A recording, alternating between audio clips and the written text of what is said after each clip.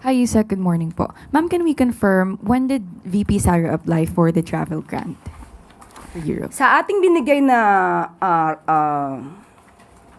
ulat or report, April 14 ang kanyang pag-apply or pag-request for travel authority.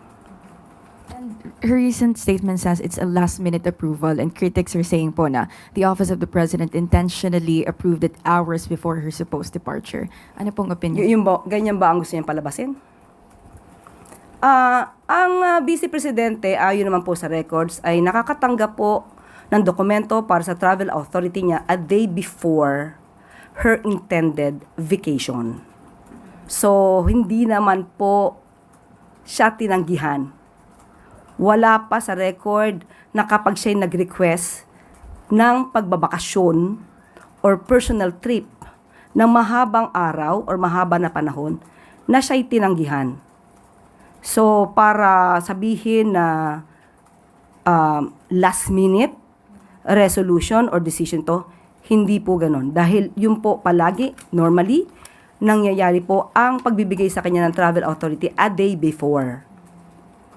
And Yusek, sabi rin po ni VP Duterte, she's appealing for confidentiality to secure her, for security purposes daw po. Ano pong masasabi ng palasyo dito?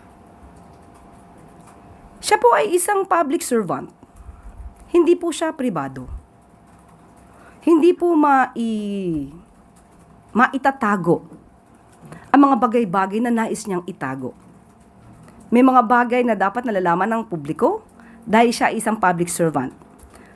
Katulad nga po nito, sa gitna ng krisis sa Middle East, sa gitna ng mga bilyones na issue na napapaloob ngayon sa Vice Presidente at sa kanyang asawa. Kung kayo ang tatanungin, kung kayo ang Vice Presidente, nararapat ba na magbakasyon? Kung yan po ang nais niya na magbakasyon at mag-world tour, ibigay ang hilig. Considering na wala naman siyang ilbo, wala rin naman na precautionary whole departure order. So, yun lamang po.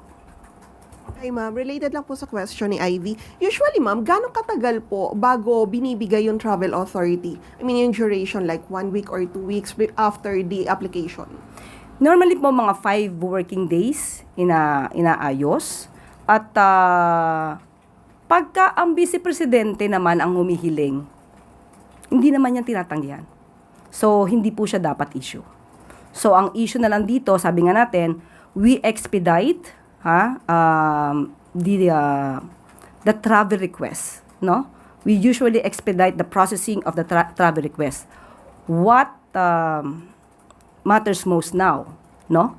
Bakit nagbago ang isipan ni Pangulo or rather ni dating ni Vice Presidente?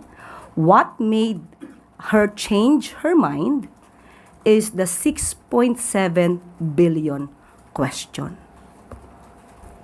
Follow up lang dun sa travel authority. Ma'am, yung mga travel request na yan, since sinasabi niya naman po na namamasyal lang ang Vice President, wala po bang kakayahan ng Presidente na? Hindi ko naman sinabi na mamasyal. Sinabi ko nagbabakasyon, personal trip.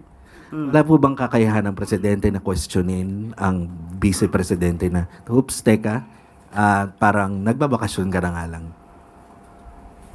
Sabi nga natin, ibigay ang hilig ng walang ligalig.